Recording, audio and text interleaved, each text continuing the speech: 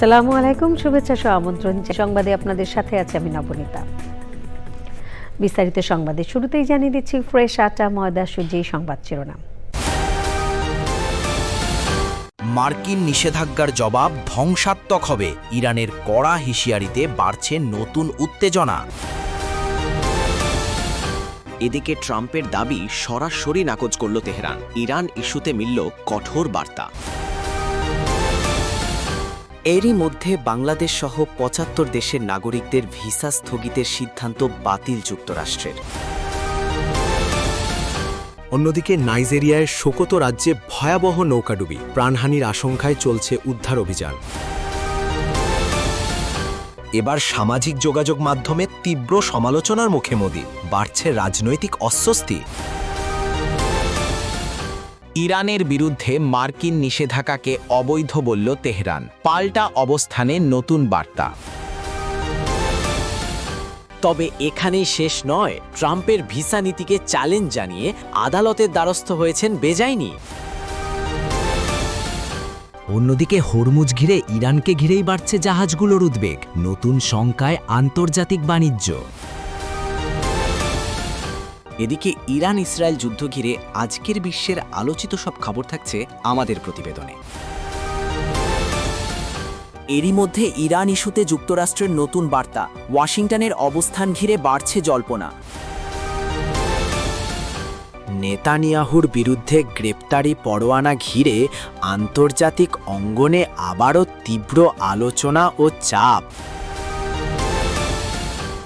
সবশেষে দাবানল ঠেকাতে পাল্টা আগুন, ভয়ানক পরিস্থিতিতে বিস্তীর্ণ এলাকায় বাড়ছে নতুন শঙ্কা। ট্রাম্প ইরানের অর্থনীতিকে পুরোপুরি ধসিয়ে দেওয়ার এক ভয়ঙ্কর ছক কষছেন। এই কার্যক্রমকে তিনি ঘোষণা দিয়েছেন দেশটির বিরুদ্ধে চূড়ান্ত অর্থনৈতিক ডি-ডে হিসেবে। কিন্তু তার এই মহাপরিকল্পনার পথে সবচেয়ে বড় দেয়াল হয়ে দাঁড়িয়েছে চীন ও রাশিয়া।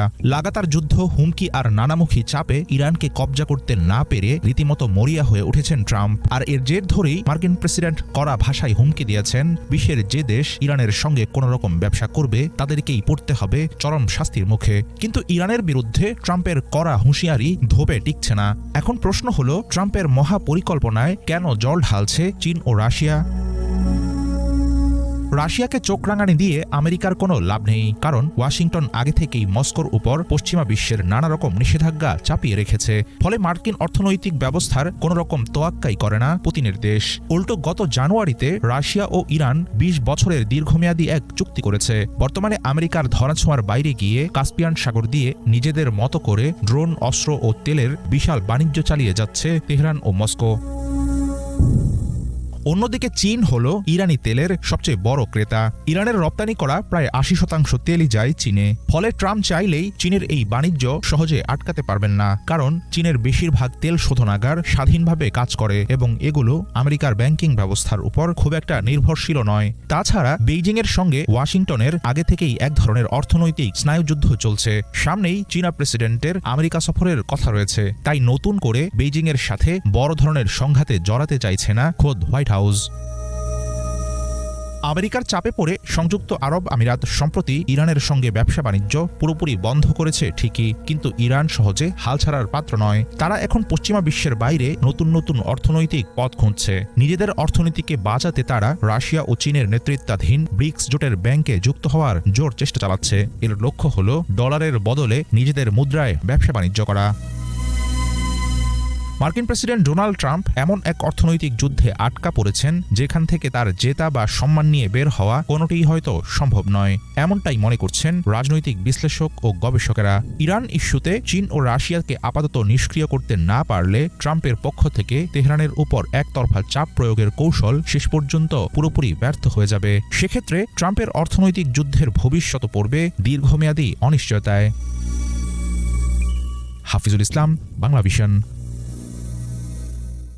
আমেরিকার কোনো হুমকিতে মাথা নত করবে না ইরান। সময় থাকতে মার্কিন প্রেসিডেন্ট ডোনাল্ড ট্রাম্পের সমাধানের পথে হাঁটা উচিত বলে মন্তব্য করেছেন ইরানের প্রেসিডেন্ট মাসুদ পেজেশকিয়ান। ইরানের ভারপ্রাপ্ত প্রতিরক্ষা মন্ত্রী মেজর জেনারেল আলী আবদুল্লাহি বলেছেন, নতুন যে কোনো হুমকির জবাব হবে আরও বিধ্বংসী। আমেরিকার অর্থনৈতিক নিষেধাজ্ঞার বিপরীতে কি কৌশল নেবে মোস্তফা খামেনির ইরান? নাইম আহমেদের ডেস্ক রিপোর্টে থাকছে বিস্তারিত। ইরানের অস্ত্রের শক্তির সামনে টিকতে না পেরে এবার অন্য পথে